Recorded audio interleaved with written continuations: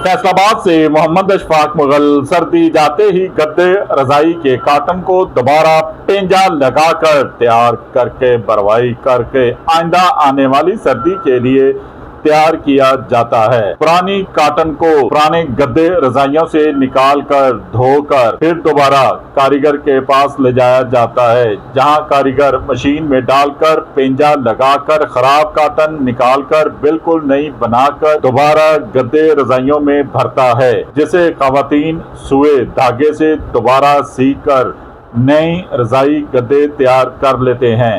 यही नहीं, तकिया गद्दी भी भरवाई करके इस्तेमाल के लिए तैयार की जाती है।